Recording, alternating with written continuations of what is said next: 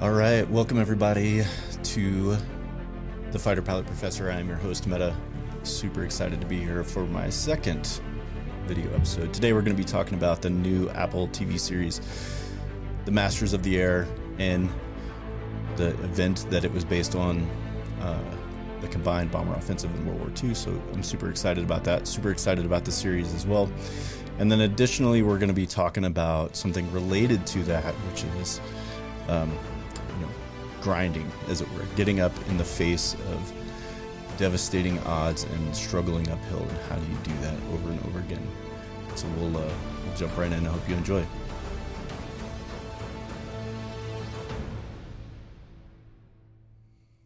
All right, so the Apple TV just recently aired the first episodes of the new series Masters of the Air, which is done by the same folks that did Band of Brothers and the Pacific.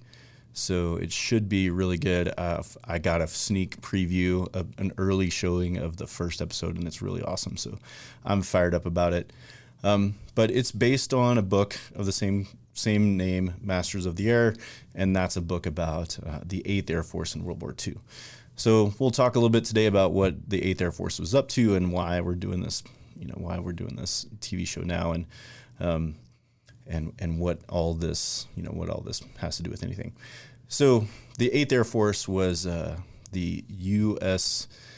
Air Force responsible for the offensive bombing campaign in the European theater during World War II.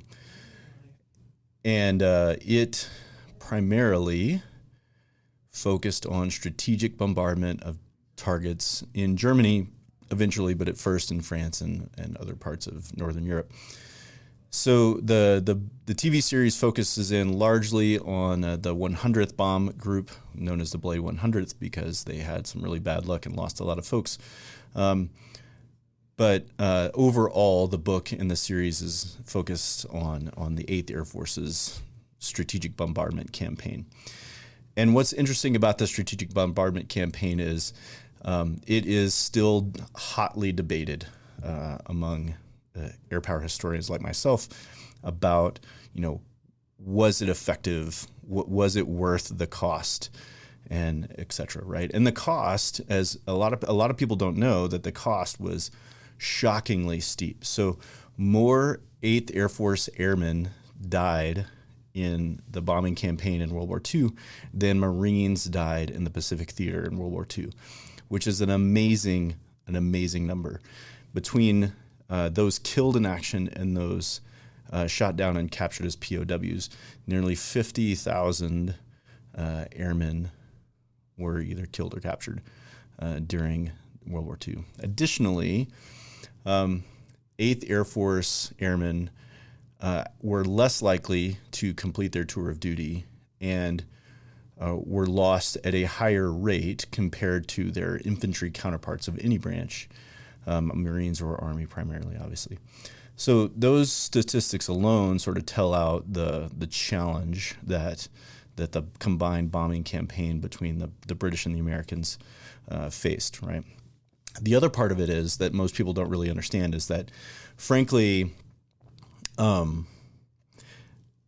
offensive bombing, as the U.S. Air Force termed it, high-altitude precision daylight bombing, was totally experimental in World War II.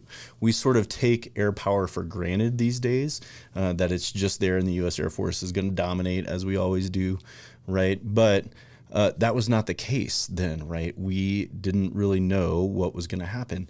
There was a lot of theory written in between the years of World War I and World War II, and the U.S. Army Air Corps at the time created this school called ACTS, the Air Corps Tactical School. And the whole point of the Air Corps Tactical School was to develop the theory of strategic bombardment into a operational and tactical level way of fighting a war for an Air Force, right? And so these things had never really been tested before. Obviously, in World War I, we didn't do this. Planes were made out of wood and fabric, and they couldn't carry these huge bomb loads. And so when World War II starts and the United States has this high altitude precision daylight bombing theory, it's the only time that we have the technological capability to really carry it out. And so you couple that with some very hard fought and deeply studied theories, but again, they're all theoretical things about how industrial nations work and called industrial web theories, etc. And this is what the Air Force goes to war with in 1942. In August of 1942, the 8th Air Force undertakes its first mission. By the end of the war, thousands of American airplanes are participating in these raids deep into Germany. So thousands of bombers, 1,000, 2,000 bombers, 1,000 fighters, etc. And these are huge undertakings, the largest air armadas ever put together in the history of warfare. And although they did have a huge impact on the German people and the German war-making machine, etc., right, even to this day, the outcome of that is debated. I have a theory, which is I think that it influenced the end of the war in a lot of ways. We're not going to go into all that here. It's a lot of history nerd stuff. But just know that this was just a unique time in history from the perspective of this was really the first time that air power had tried to do something this large and on this size of a scale in order to sway or even win a war outright. So hope you enjoy watching Masters of the Air, and hope this gives you a little background of what's going on when you watch the show.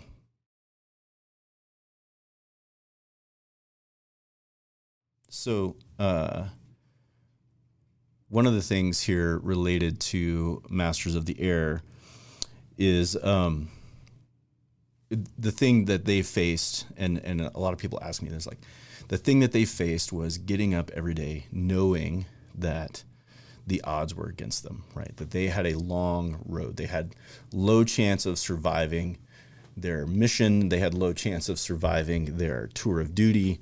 It was bad, right? And there was stretches in 1943, for example, when the 8th Air Force had to stop bomber operations altogether because the losses were so bad. So what motivated these guys to get up every day and keep doing it, right? Obviously, they're in the military, so there's some, threat of court-martial and death, etc. But what motivates them to do that, even despite all of the things that are happening to them? And that's transferable, I think, a little bit into regular people's daily lives, as it were. How do I get up every day and do something that's hard in the face of these very long odds? If I want to do something that's challenging, I have to get up every day and grind it out, right, in order to reach my goal. And in a lot of cases, there is no guarantee that you're going to reach your goal, right? You may fail along the way. So how do I keep grinding through that process? And I would offer kind of two big ideas for how this happens. And the first one is what I'll call your own value system, right? What is your value? What are your values in this, right? Is this something that you define as a key value, a core value to what you exist as, right? And so values help you define what drives you as a person, right? And those values then in turn, right, create what it is that you want to do, right? The second thing is sort of the idea of a mission, right? So values and mission, and there's a lot of business speaking here, but these go very deeply into military things as well. But values and mission, right? What do I value, and what is my ultimate goal here, right? And I would offer in a lot of cases when I'm doing these very challenging things that my goal is obviously to complete the challenging thing and go do the thing that I want to do. But what I would ask is, when you are in the middle of grinding deeply through all the hard stuff, is what are your options? What are your other options, right? Do your other options outweigh the hard, right? And a lot of times, if you have other options that outweigh the hard and your values don't match, then you will quit the thing that is hard along the way, right? But if your values match and your goal is above everything else in your life, in other words, you don't have another option, then why would you quit? Why would you quit that thing? This thing aligns with your life. And so therefore, no matter what, right, you're going to get up every day and keep doing that thing until you succeed, or you're told it's no longer possible to succeed.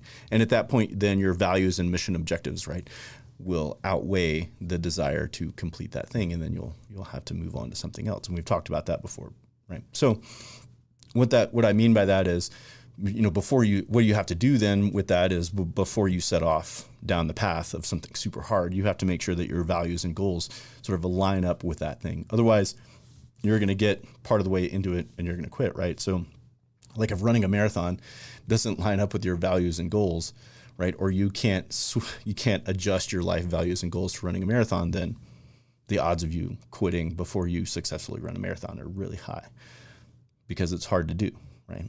So you can apply that broadly to a lot of things in life. You got to align, make sure your values and goals are closely aligned before you jump off into doing something hard. Otherwise, you will not succeed in doing that. And the grind that is the everyday necessity to achieve a hard goal will not be worth it. Hope that helps. Keep sending me your questions. So there we go. We talked a little bit about Masters of the Air. Super excited about Masters of the Air. Frankly, I'm really fired up about it. And we talked also about aligning your values and goals so you can make it through those hard things. Hope you enjoyed. Keep sending me your questions, and I'll talk to you next time.